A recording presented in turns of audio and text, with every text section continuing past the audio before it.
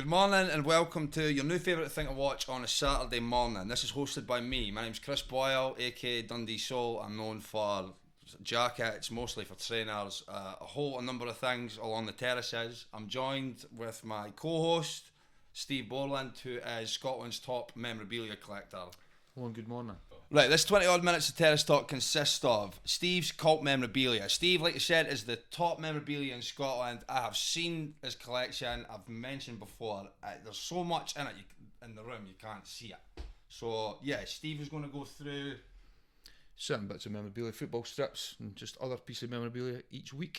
I'm going to give you my trainer release of the week because you need to know exactly what's came out and the best things that you're going to see people kicking about with, maybe that you don't know about.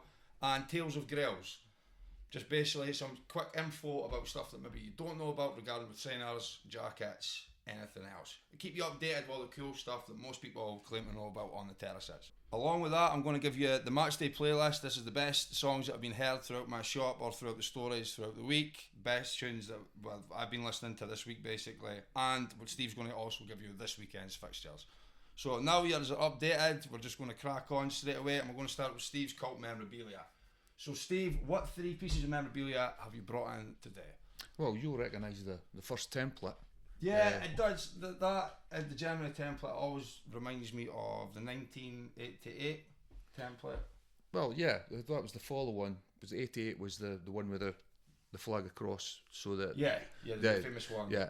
But you also had you had one of them in the football expo we've done. Yeah, which is probably the one everybody thinks of, along the two strips everybody thinks of as the hard ones to come by, is the 90, which is the one you're talking about, and the Holland 88, which is the famous orange one, the won the European Championship.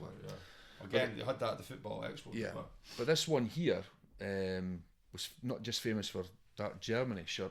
River Plate wore it, Hamburg wore it, and I think Bayern Munich had it as well, I think. But this one is another. The River Plate one would be mad interesting to see. I think it's red with black and white. It's a cool one, very cool. But that one's cool. So what year did that come out then? So that's 94 for the USA World Cup. They had a very, very strong team in that World Cup. They got knocked out in the quarter final. What we didn't mention about the template beforehand would have been 88. That was West Germany, wasn't it? Yeah. So West Germany, that was the night when they won the World Cup in 1990. That was the last time they played as West Germany, and this was the first time they played as the unified Germany after the fall of the Berlin Wall. So this is the first strip that Germany wore as a unified country then. Yeah, and the first tournament they were in. So they had really amazing players. Their manager at the time was Bertie Vogts, who went on to be Scotland's manager.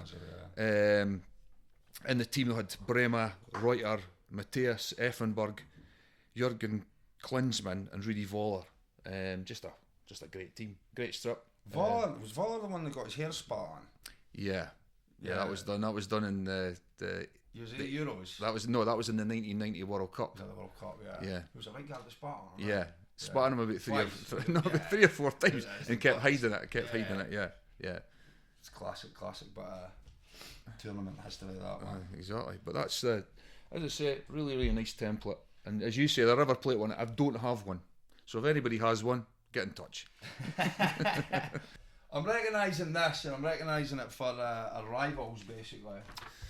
Well, yeah, it's United played Roma and Dundee United played Roma in 1984 in the semi-final of the European Cup, which is a very, very famous match in the city of Dundee. But and it was the NR make. I think when they played United, it was possibly. It wasn't them. It definitely wasn't NR. But so that tracksuit, I don't think that was on sale to the general public. That was going to be my next question, because you don't usually see this sort of thing. Is that like a player's top? Or? Yeah, and especially that size. When you think at the time that's 84, early 80s, you're only talking maybe 3 or 4 years before that adult football strips were on sale. And it was probably the England strip, say around about 1980. Was that done by Admiral? Was that? Yeah, Admiral started doing all the replica shirts. Yeah, to resell. They were the first ones to really come out and sell them, and then. But that was like an English company, was it? So yeah. I don't know. Like, you'll probably know more than me. Was that going on in Italy at the time? Like, obviously, if Admiral's doing that, like, would be the competitors in Italy. Look at that and well, Italy's quite as we know, Italy's got some of the nicest strips ever made. Mm-hmm. And NR's one of the companies. I'm wearing one tonight, That's it. That's NR. Yeah. So NR, and there was Mech Sport, which was famous for Inter Milan. Your NR shirts is definitely Naples, Napoli, and loads of other teams in Italy had them. But and it's strange, and Kappa. But they steered away from Adidas, your typical Adidas Puma. Just you're going to love this actually. John Nelson's came in my shop yesterday, and he was on about designing the kits for Dundee. All right. And they took this year's kit. He told me that they took it from Kappa, from some old Italian strip, and that's why the Macron, they got the three going down there. Yeah, because he was in the shop, and I was just like, it was pretty cool listening to him going on about designing those strips. They go across. Yeah, they go across months before their strips. Dundee's good job yeah, of those straps. Cool. He was on about the training tops as well. He was on about straight away. I was like, obviously that's the Admiral one this year, and last year was the Kelly's one. Yeah, but they could have done the actual training gear. Could have been the strips. They were that good. Yeah, like I really liked that training top last year. I've still got it in my wardrobe. But again, there's Macron, an Italian company that's an outlier from your Adidas, your Puma. And so that's a wee Dundee sidetrack sort of thing. We'll get on to the last one, which I recognise as a famous template that was used by Liverpool. It was, yeah. It was, and it's a very, very rare kit, that one, because it was only worn about 4 or 5 times, and it was by it's CIS, which was the Commonwealth Independent States. It was formed in 1991 following the Soviet Union's dissolution, comprising Russia, Azerbaijan, Armenia, Belarus, Kazakhstan, Tajikistan, Turkmenistan and Uzbekistan, and interestingly Ukraine, who withdrew in 2018, and we all know what's happening there now with Russia and Ukraine. But they participated in the 1992 European Championship, including Scotland, and their last game they played with that shirt or that kit was against Scotland in a 3-0 defeat. That was in 92? 92, yeah. They only played 6 games in total with that kit, and only played in 6 games as the CIS. Now we're going to move on to our next segment, which is Release of the Week. This could be a pair of trainers, a jacket, whatever I think is the coolest release that you get your hands on this week.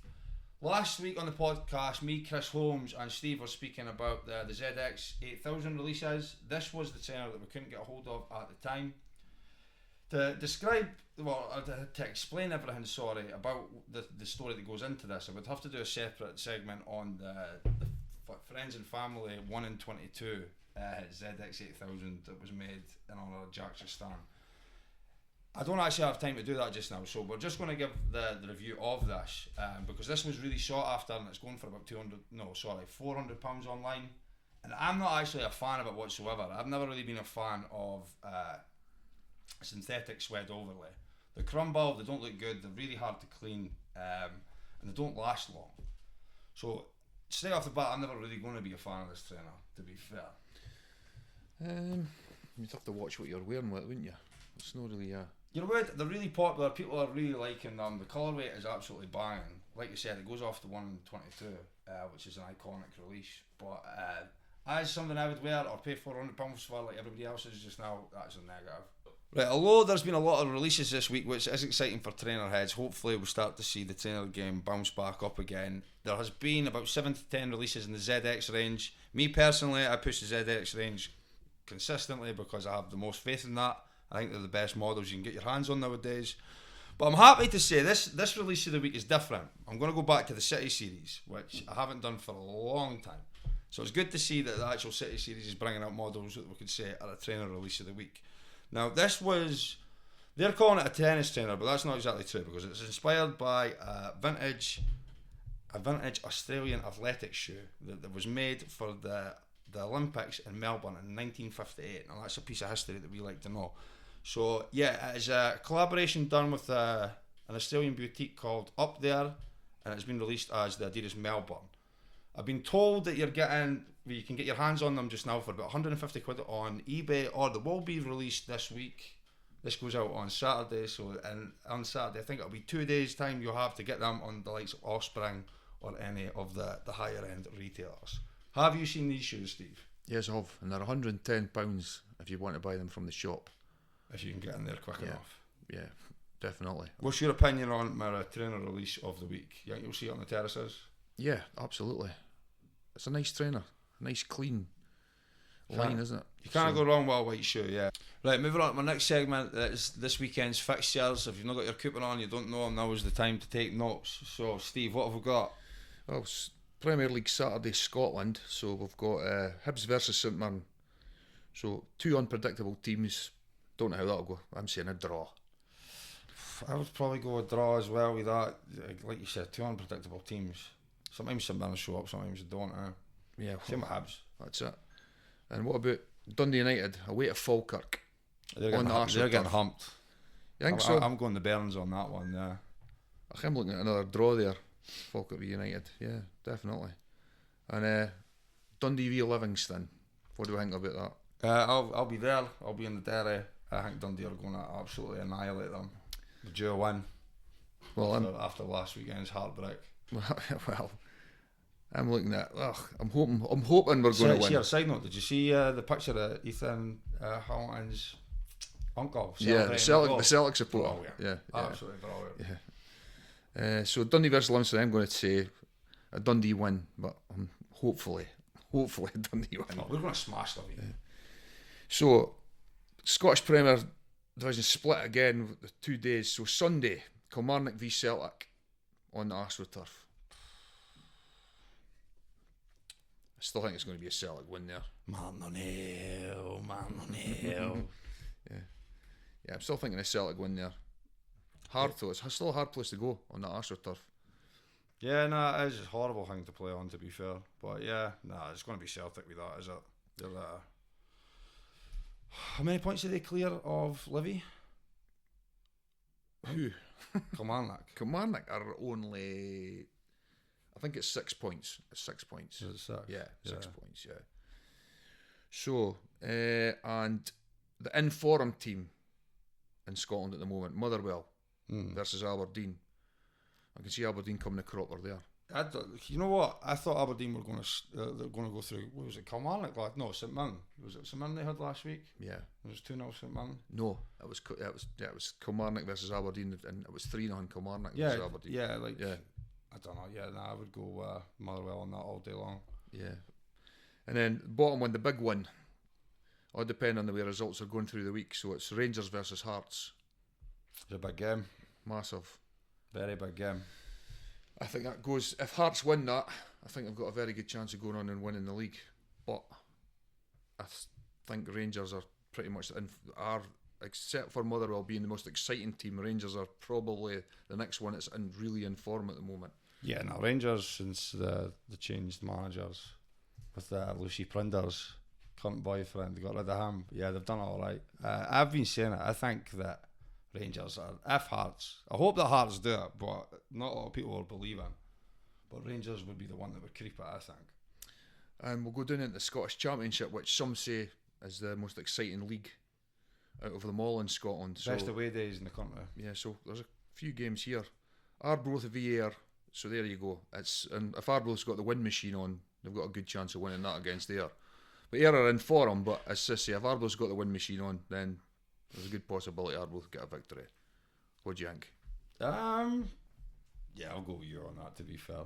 I'll go with you on that. Right, so Dunfermline v Partick Thistle. And Dunfermline are coming into a bit of form as well now. So Partick Thistle, to me, they've had loads of chances to get back at St Johnstone, but they just keep doing a Dundee. They keep blowing it. Yeah. So they get a chance to blow it. So I'm going to go for a Dunfermline win there. Yeah.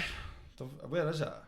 It's at Dunfermline. Yeah, they've got one of the bigger supports for those lower league teams. That's it, exactly. With the chaos with the videos when they put Hibs out. Yeah, and there's the next fixture we're looking at is another team that should have a bigger support. It's Morton versus Wraith. So Morton versus Wraith, another one could be a horrible place to go in the weather. So we'll go with a draw there. I played on Wraith Rovers patch a last month at over 35s, and it was horrible. Yeah. It was absolutely horrible. It was battering down. It was sleet, the wind, honestly. Right, so it's at Morton this time, so I'm going to go with a draw there. No, I'll go with Wraith on that. Okay, no worries. So the next fixture is Ross County versus Queen's Park. So there's one of our most northern teams. So it's Ross County versus Queen's Park. And again, well, Ross County have really, really been bad at the bottom of that league, but they've kind of came on a bit of form, so I'm going to say another draw there, actually. I've not actually kept up with Ross County. Who replaced Tony Dock? I can't remember who got the job. I can't remember. It's a bit of a whirlwind, that job, isn't it? We keep swapping managers, getting rid of them, bringing them in. So, yeah, I'm going to go a draw there again. But there's a big match in Scottish League 2. I think the Hibs Hearts is a big Edinburgh derby. It's no bigger than this, which is Spartans versus Edinburgh City. No, that's a crazy derby, is it? Yeah, usually the ultras are banned from each ground because they cause that much mayhem. They get about a crowd about 200 and there's about the same amount of police there, so I'm not really sure how to go with it. I think it's but the thing is, Spartans are top of that league and Edinburgh City are bottom, so when's the rematch against Spartans and United? Has that been rebooked yet? Do you know? It's a couple of weeks' time, I think. A couple of weeks' time. So Spartans are top of the league, Edinburgh City are bottom, so I'm going to go with an Edinburgh City win. I'm going to go Spartans. I'm going to support them because they're coming up against our rivals very soon. So, right, so down in England, it's FA Cup weekend and there's too many ties. So let's go through some choices I've put down here. So, first one's a tricky one for Chelsea away at Hull. Another one, I think, on the coast. Get the wind machine on. You're liking the wind machine? Nah, I'm gonna go Chelsea all day long with that. To be fair, Chelsea. Yeah, all day long. Okay, well here's the. I'm gonna see some Cole Palmer. Well, here's the next one. It's a Disney FC, so that's Wrexham. Big loss for them at the weekend. Yeah, it was against their closest team of Millwall. Yeah, so they'll have to come back with some. So it's Wrexham v Ipswich. So I'm saying Wrexham after extra time. Yeah, no, I'll probably go Wrexham with that as well. There's another big one there for West Ham. It could be a tricky one. So it's Burton Albion versus West Ham. I'm going to go again. I'm going to say extra time and West Ham will just take it in the end. You're going with the magic of the FA Cup, yeah. Next tie, don't know if this is as big as so. This is the Manchester derby. You don't know if it's as big as the Edinburgh Spartans, Edinburgh City derby. So I don't think it's quite as big. So it's Man City versus Salford City. So I actually don't know if this is the first time Man City's played Salford. So that's the ex-Man U players team. So that could be quite tasty. Beckham and that bought. Who was it? Bought it outright. Scholes and I think it was about four or five of them have got the money in there. But you can't see Salford City getting anything less than about 5 or 6 there, I would think. They're making plans to rival that Wrexham, I don't know. Remember, I take to go back and look at it, but I remember reading something about that. And the last two fixtures I'm looking at is probably the two biggest fixtures in the FA Cup of the weekend. So it's Aston Villa versus Newcastle, which is a huge game. Villa's looking really good. Been looking really good all season. Had a chance of winning the league. Probably won't win the league, but they're going to be there or thereabouts. Yeah, they're definitely up there, yeah. And well deserved, I would say. Really well deserved. And Newcastle, who we after getting that League Cup win last year and then getting knocked out of the League Cup last week, they'll be looking to get a bit further in the competition. So it's hard to see past Villa not winning that. Maybe but 2-1, 3-1 Villa. What do you think? I would go with Villa. Newcastle do hate this like love affair with the FA Cup, do they? They're always like, they're usually up and about there. But yeah, no, I wouldn't. Villa are on form, man. They're flying just now, looking great. And last fixture is your team, Liverpool versus Brighton. But Liverpool are having an up and down season, aren't they? And Brighton could be really good. I was arguing about this with a boy the other day, saying that Liverpool games were exciting, and I was like, "This is how can you call this exciting compared to Klopp's football? It's just." It's exciting. Lost like in a stand-up, really good season, but like it's definitely been exciting for all other teams that's played them. Yeah, just like the weekend there with Man City game. To be fair, I think that goal should have stood. That was just a lot of nonsense with VAR at the end. I can speak about VAR all day. Yeah, but I don't know. I don't think Liverpool will get Champions League football this year. I think Liverpool will end up winning that game. As you say, that's probably all they've got to play for. So I think, I don't know, hopefully we'll see Shabby. No, I don't know if it's right to say hopefully. I'm not like discrediting Arne Slot. I don't, it's boring football, I'm just not behind that. And I think if Klopp goes to Real Madrid, man, that'll be scary. What he will do at Real Madrid will be scary. Like, so yeah, hopefully that doesn't happen either. So is that all the fixtures for this weekend? That's all the fixture for this weekend, yep. Right, we're going to take you now to the fourth segment. We're going to call that Tales of Grails. This is where I'm going to pick one iconic item of clothing from the last 40 years of fashion, your weekly update on the legendary casual attire. So to start this, I'm going to start with trainers, obviously, because I'm known as a trainer guy. I'm going to start with the Forest Hill, because the Forest Hill is seen as a casually iconic trainer. There's a lot of legends behind the Forest Hill. It was first released in '79 as a tennis trainer with NASA technology, but it's been picked up along casual folklore along the way from there. The famous story is that 300 pairs made it to Liverpool. Now, the story behind that is one of Wade Smith. You ever heard of Wade Smith? Yeah, he's had the shop in. The shop in Famous Liverpool. casual shop, yeah. Famous shop in Liverpool, and the famous story is that either in '79 or '80, Wade went over to Adidas HQ with a transit van, filled it up full of trainers, came back and made a fortune. And the legend was really born from that. There's one of the original Forest Hills that I know about, which is in the Norfolk Museum. I've actually seen it, but soles are always disintegrated. And yeah, I'm going to tell you about why it comes into casual folklore now, and it's mostly down to do with obviously that folklore tale from Liverpool, which got adapted into the Way Days film. There was a Way Days release in 2008, which was a 1 of 100. It came alongside with the DVD. There was a little knuckle duster to go with it, and like posters, all that. But famously, I remember the Forest Hill from 2005. That's obviously when my generation first seen it. Did you ever see it in the 90s or? There's an earlier one than that as well, because Forest Hill's obviously the tennis tournament. That's in America. Your New York. Your New York. That's Forest Hill's actual tennis. Oh no, there's been models throughout the years. Yeah. I have seen, like, throughout my years of doing this, I've researched photos for years, because that's what you could best see what the casuals were wearing back in the day. And I have never seen MD in Britain wearing a pair of these in the 80s. No, but the thing was, it was because Wade Smith, he knew that the youth, especially in Liverpool, were just wearing kicks. Oh no, yeah, this was going on when the casual culture was starting in Liverpool, and alongside, and they were getting Adidas trainers. So yeah, he's iconic for getting loads of different models. Just the story bases with that from the Forest Hill. It's iconic now. I was trying to say, like, I remember seeing it in the shops before. I know there was releases from, like, in the 90s. There's definitely a release from 1999. I'm sure there's one from 95. There was one from 2001 which had a smaller toe. And everybody in the collecting world always remembers the 2005 version. But was this not brought out? Was this not the first sort of, other than the black kicks, mambas, sambas, and bambas? Was this not the first sort of European style trainer that came to Britain? And it was him that brought it to the country. No. If you're going on about white trainers, he's like Arthur Ashe was sponsored. He was wearing like his own models, and I think he was playing since the 60s and stuff. And before, I might have had that wrong, but before Stan Smith got signed, there was William Hamlet as well. Is that right? The old tennis player. I'm not sure of him. He was the one that endorsed the Stan Smith before Stan Smith. So yeah, the white tennis trainer has been out there for a while. This one came out. It was obviously new technology. It was basically to like breathe through the shoe. That was the technology about it. But this particular model got picked up as like the casually iconic one with the yellow sole and the gold stripes. This model I'm showing here has the yellow toe bumper, which is extremely hard to find. And in that Way Days release, that was also part of the feature. It was the yellow toe bumper because in the film. Have you ever seen the film?